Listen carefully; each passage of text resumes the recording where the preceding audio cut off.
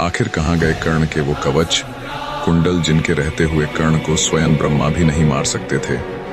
ये कवच कुंडल कोई साधारण पहनने वाले गहने नहीं थे, बल्कि यह जन्म से ही कर्ण के शरीर से जुड़े हुए दिव्य रक्षक थे। कहते हैं कि यह आज भी किसी गुप्त स्थान पर सुरक्षित रखे हुए हैं और कलयुग के अंत में भगवान कल्कि इन्हें धारण करके पृथ्वी से पापियों का अंत करेंगे।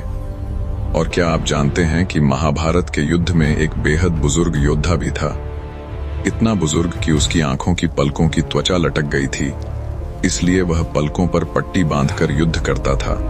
लेकिन इस बुढ़े के सामने पांडवों के बड़े बड़े योद्धा टिक नहीं पाते थे। जब वो हाथी पर सवार होकर युद्ध में उतरता था तो भीम जैसे बलशाली योद्धा भी उसे देखकर पीछे हट जाते थे। और क्या आप जरासंध के बारे में जानते हैं, जिसका जन्म 2 टुकड़ों में अलग अलग माताओं के गर्भ से हुआ था। इन दोनों टुकड़ों को जोड़कर ही जरासंध को बनाया गया था और भगवान कृष्ण ने जरासंध को 17 बार युद्ध में हराया, लेकिन फिर भी उसे मार नहीं पाए थे। जरासंध बाबा महाकाल को 100 राजाओं की बलि चढ़ाकर अमर होना चाहता था और 86 राजाओं को उसने बलि के लिए बंदी बनाकर रखा हुआ था। और क्या आप भगवान श्री कृष्ण की नारायणी सेना के बारे में जानते हैं? एक ऐसी भयानक सेना जिसे भगवान श्री कृष्ण के अलावा पूरे ब्रह्मांड में कोई नहीं हरा सकता था, क्योंकि इस सेना का हर एक योद्धा स्वयं भगवान नारायण का अंश माना जाता था। इस सेना में एक बहुत खूंखार ग्रुप था। इस ग्रुप का एक ही नारा था, या तो जीत या फिर मृत्यु। लेकिन अंत में उस घातक सेना का क्या हुआ? क्या कोई श्राप था? क्या वह धरती में दब गई और कलयुग के अंत में फिर जागेगी? बहुत कम लोग जानते हैं कि महाभारत युद्ध के दौरान एक सफेद योद्धा भी देखा गया था। वह किसी भी पक्ष की तरफ से युद्ध नहीं लड़ रहा था, वह सिर्फ शवों को गिन रहा था।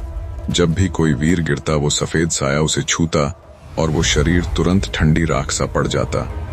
आखिर कौन था यह सफेद योद्धा?